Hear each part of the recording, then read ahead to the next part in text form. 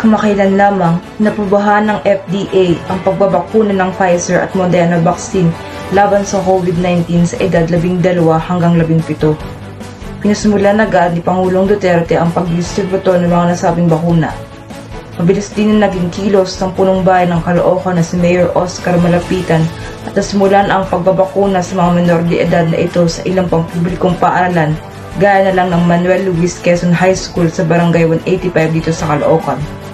Bagamat ilan sa mga magulang, mga menor de edad na ito ang hindi sang-ayon na mabakunahan ang kailang mga anak, bumagsa pa rin ang mga gusto mong pabakuna sa eskwelahang iyon. Hiningi din namin ang reaksyon ng dalawa sa mga menor de edad na nabakunahan noong nakaraang Sabado. Narito sila. Yung mga naramdaman ko po nung pagkatapos po ako mabakunahan. So, pangangalay po nung braso ko and sumama din po yung pakiramdam ko pagkatapos po nun. Ako po ay binakunahan noong November 20, 2021 sa may MLQ High School. Tapos, kasama po ng mga classmates ko. Sa Station 4, dun po kayo mismo babakunahan. Tapos, sa Station 2, dun po kukuhanin yung mga vital signs nyo at saka dun rin po kayo kakausapin ng mga doktor kung okay po ba yung pakiramdam nyo sa araw na iyon. Wala po kayong anumang sakit, allergy sa pagkain or gamot. Tapos, sa Station 3 naman po, dun po ibibigay yung vaccination card nyo po. Tapos doon nyo rin po susulatan ng pangalan nyo. Station 4 po, doon po kayo tuturukan. Tapos sa Station 5, doon po ibibigay or iiwan nyo po doon yung pinil-upan nyo na form. Tapos, ibibibi po kayo doon ulit bago umuwi.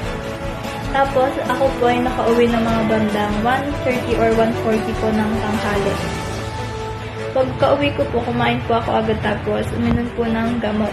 Tapos mga bandang 3 or 4 ng hapon na, dun ko na po naramdaman na bumibigat na po paunti-unti yung braso ko.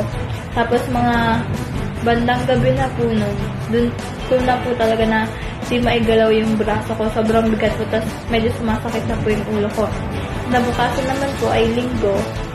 Dun po, ganun po rin po yung braso ko, mas lalo lang pong sumakit. Tapos, dun po yung ulo ko, mas lalo rin pong sumakit. Tapos, parang nilagnat na po ako na. Bali, 2 days po ako nilagnat, Linggo at hanggang Monday po. Nung Monday po, medyo nawawala na po yung bigat ng braso ko. Pero, yun po, nilalagnat pa rin po ako, tsaka kumati yung lalamunan ko. Tapos, yung bandang kaliwang dibdib ko rin po ay medyo sumasakit po.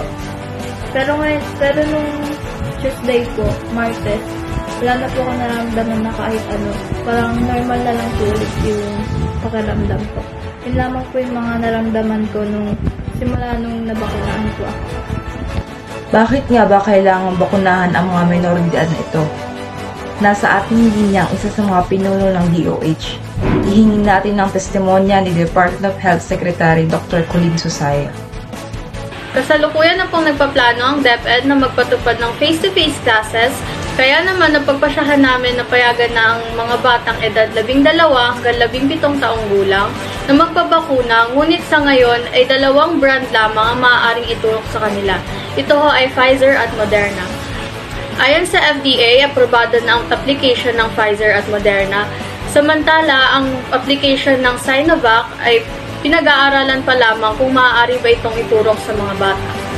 Ang payo po namin sa mga magulang ay pabakunahan na ang kanilang mga anak nang sa gayon ay mas garantisado na ang kanilang proteksyon laban sa COVID-19.